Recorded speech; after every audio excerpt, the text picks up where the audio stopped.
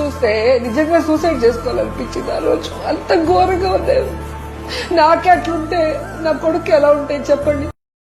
ఏందబ్బా జగనన్న ఇంకా ఎవరిని పంపలేదు సింపతి యాక్టింగ్ దింగమని అని అనుకుంటున్నా. ఇంత లోపల రోజాకు వచ్చేసింది.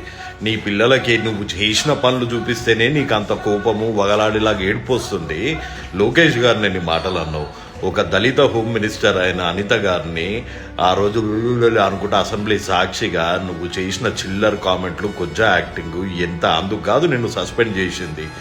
రాజేంద్ర ప్రసాద్ గారు నీ బ్రదర్ వయసు నీ తండ్రి వయసు ఉన్న రాజేంద్ర ప్రసాద్ గారిని ఏమన్నావు నువ్వు? చెప్పుతో కొడతా దవడలు వాగాలు కొడతా లైవ్లా వాగినావు కదా ఈ చెత్త వాగడంతా. ఇక పవన్ కళ్యాణ్ గారిని వాళ్ళ పిల్లల్ని అయితే నీ నోటికి వచ్చినట్టు వాగినావు. దళితులనేమో లంజ కొడుకులు అన్నావు, మమ్మల్ని టచ్ చేయొచ్చు అన్నావు. చిన్న చిన్న పిల్లలతోని కరోనా వచ్చిన టైంలో వాళ్ళతోని పూలు వేయించుకొని నువ్వు పందిలాగా ఆ పూల మీద నడుచుకుంటూ పోయినావు. ఇవన్నీ నీకు గుర్తుకు రాలేదా? ఇవన్నీ నీ పిల్లలకు గుర్తుకు లేదా? భాను గారు ఇవన్నీ ఆ డిజిటల్ డిస్ప్లేలో వాళ్ళ ఇంటి ముందే వేయండి. అప్పుడు వాళ్ళ పిల్లలకి తెలుస్తుంది వాళ్ళ అమ్మ ఎంతెంత ఘనకార్యాలు చేసిందో. అప్పుడు మాట్లాడు వచ్చి.